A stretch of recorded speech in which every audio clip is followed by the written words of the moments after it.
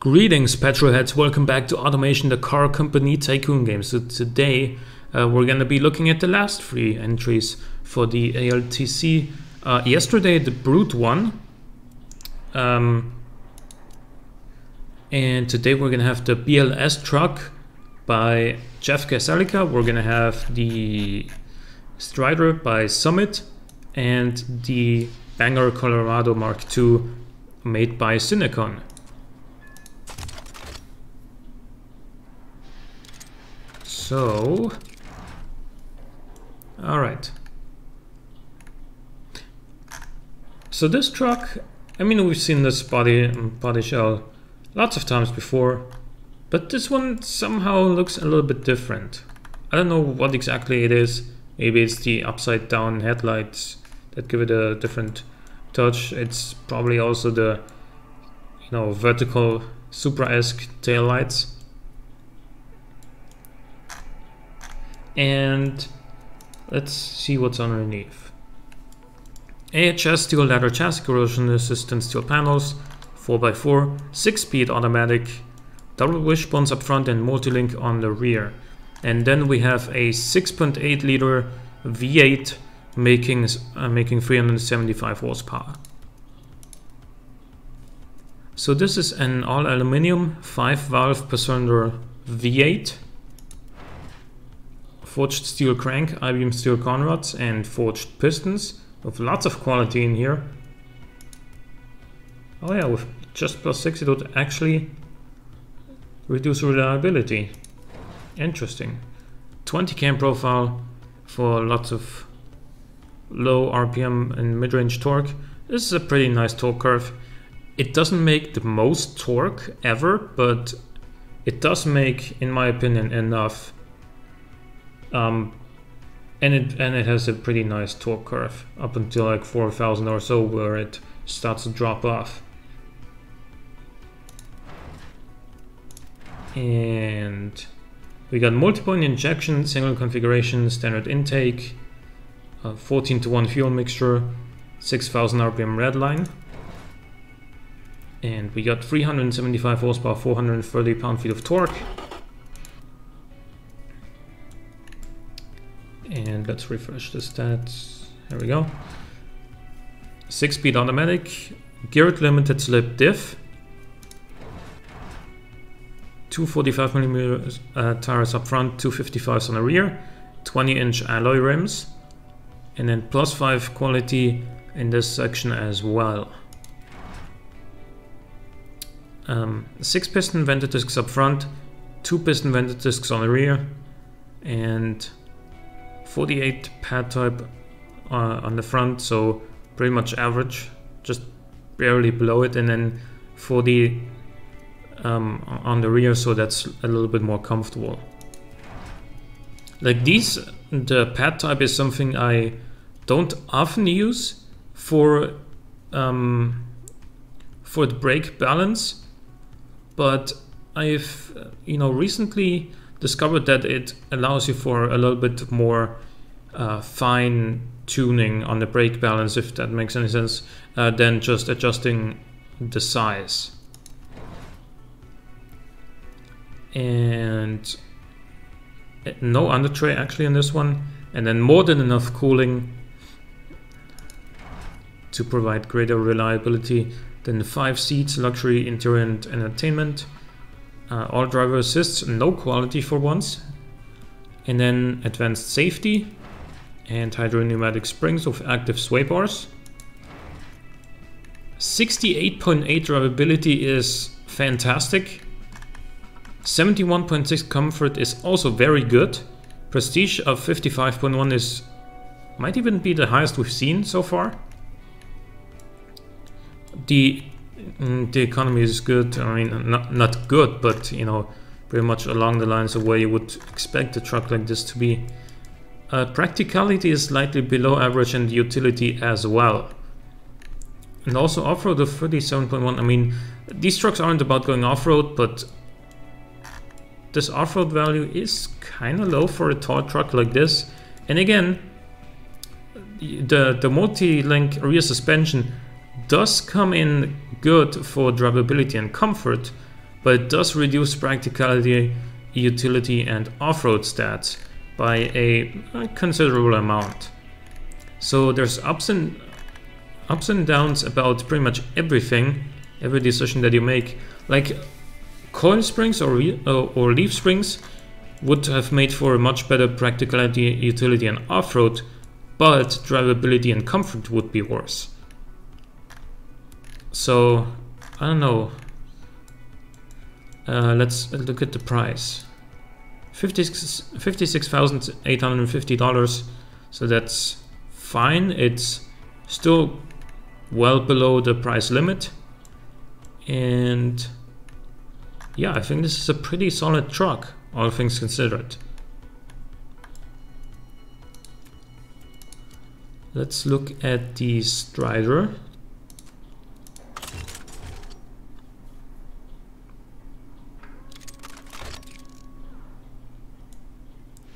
Actually pretty similar headlights, just this time not turned upside down. And yeah, actually look at that. And even a tiny little badge here. Nice. I like the details. Also the sort of plastic, you know, I don't even know what you call these things in English, but to protect from scratches and whatnot. Protect the doors from other people slamming their doors into yours. Anyway. AHS steel ladder chassis, corrosion resistant steel panels, 4x4, 7-speed automatic. Again, double wishbones up front and multi-link on the rear. And then 425 horsepower from a 7-liter V8. It's a single overhead cam, 4-valve per cylinder, full cast iron V8. So this thing is quite heavy. And then VVL as well. Billet steel crank, I-beam steel conrods, forged pistons, 12 cam profile, 38 VVL profile, making for actually a solid amount of mid-range torque. But I don't know, between 1000 and 2000 it might even make less than the V8 in the previous car that we've seen, despite being a bigger engine here. It does have VVL but no VVT apparently. It's naturally aspirated, of course. We've got single configuration performance intake, 13.6 to 1 fuel mixture, 6200 RPM rev limit, and 2 reverse flow mufflers, 425 horsepower, 460 pound-feet of torque. That is more torque than the previous engine we've seen, but it's probably also going to use more fuel, isn't it? Oh, we'll see.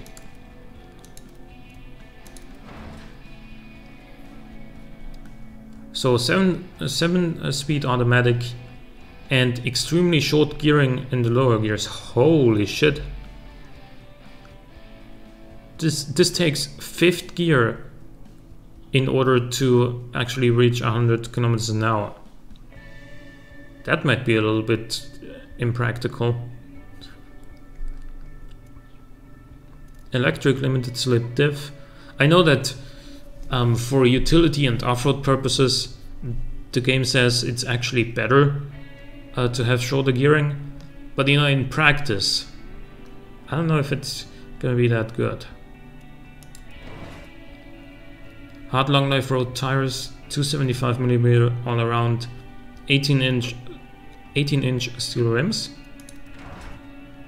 4 piston vented discs up front, 2 piston vented discs on the rear, and 65 pad type all around. And then an off-road skid tray, bringing it up to a 51.4 off-road score, so that's actually pretty good. And more than enough cooling, some brake airflow as well. And we got luxury interior, luxury entertainment, all driver assists, advanced safety, and hydro pneumatic springs with active sway bars. That gives us 66 drivability, which is good, very good actually. 66.3 comfort, also very good. 50.1 prestige, also pretty good. And then practicality is 71.2, which is not that great. Utility 78.7 is average on the, you know, compared to most other competitors. But it is better than on the what's the last one we've seen? The BLS truck? Yeah, I think that's what it was. So yeah. How's this stack up?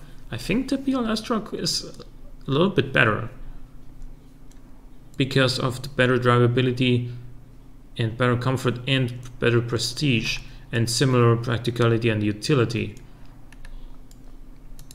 Price, pretty much the same, 58,500 here, and I think 58,650 for the previous one, if I'm not mistaken.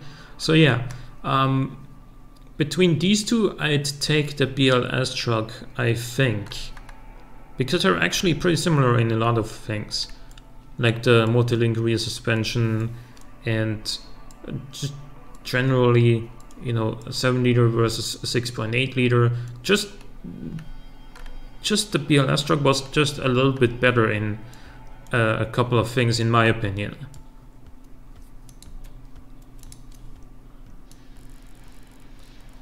And last but not least, the Bangor Colorado Mark II with that trim.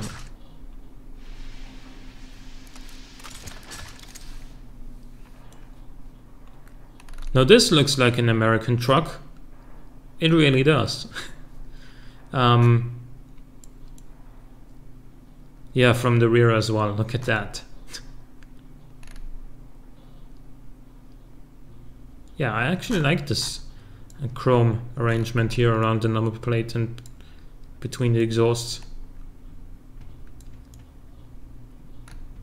Nice.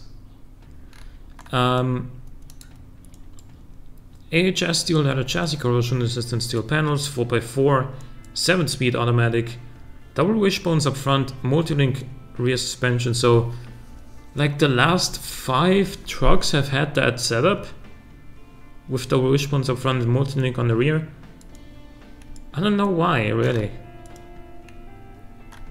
And then 419 horsepower from a 6-liter V8. So this is a full aluminum 6-liter V8, dual overhead cams, 5 valves per cylinder, much higher bore than stroke. And we got a billet steel crank, I-beam steel conrods, forged pistons, 46 cam profile, and as a result, not a whole lot of low RPM torque, like at all. Let's see, at 1k RPM, this is at like 300 pound-feet, something like that. That's, I mean, 300 pound-feet is still, you know, a decent amount, but we've seen a lot more torque, especially on like the bigger V8s here. I know this is by no means one of the larger engines in the competition. It's actually one of the smaller ones at 6 liters capacity, mind you, but still, like, I think you could have done more, especially with the 5 valve per cylinder setup. There's plenty of potential there for low RPM torque.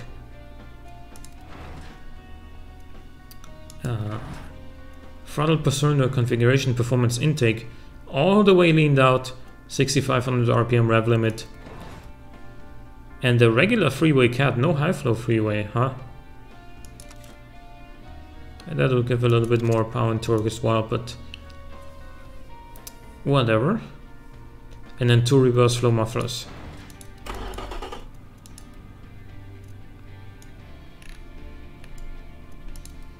So let's check out the other stuff.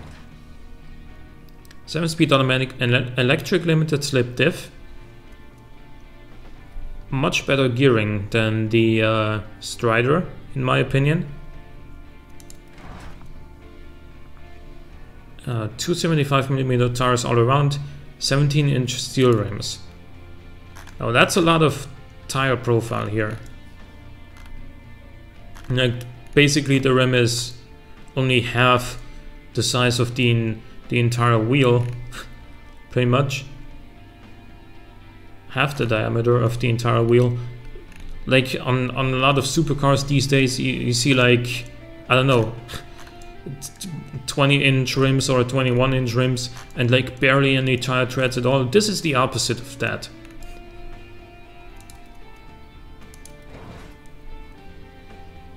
Six piston vented discs up front and 6 piston vented discs on the rear as well. Interestingly enough. Off-road skid tray and 5 seats, luxury interior, luxury sat nav, +2 quality in the entertainment and driver assist setup, -1 quality in the safety section, active comfort springs. We've seen those before, I think once, maybe twice, and then adaptive dampers. 62.3 drivability, 68.4 comfort, 45.3 prestige is kind of low actually. And practicality 74.2 is decent, utility 73.5 is a little bit low. We've seen cars with 86 utility. So yeah, what is this incoming? Let's see how much it costs. $59,250. So it is the most expensive of the 3 that we've seen today, but I don't think it's the best. It's the best looking,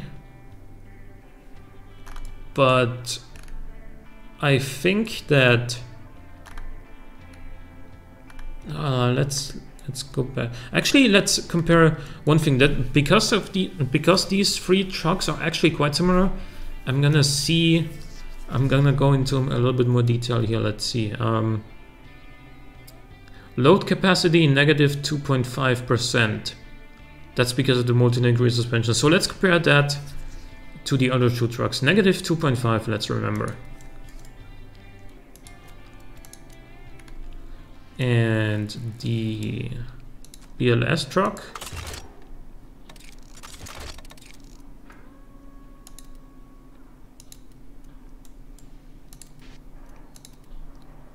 -2.5, so it's exactly the same.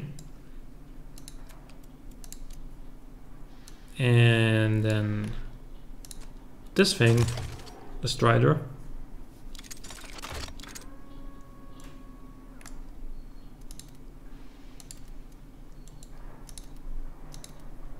-2.5, so exactly the same. Cargo volume +5.2%.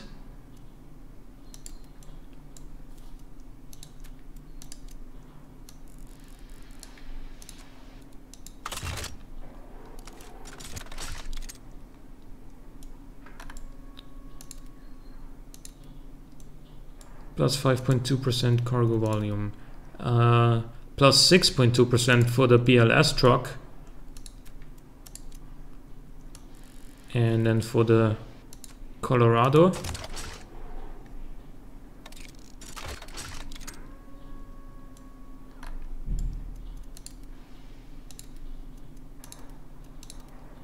+4.7%.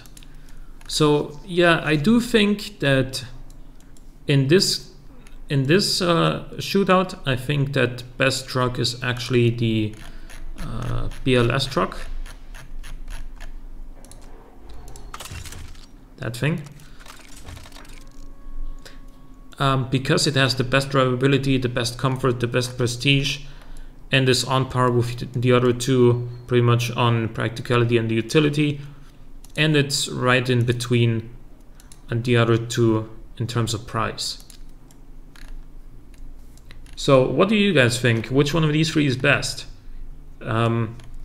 I'll see you with the finale of the 5 shootout winners tomorrow.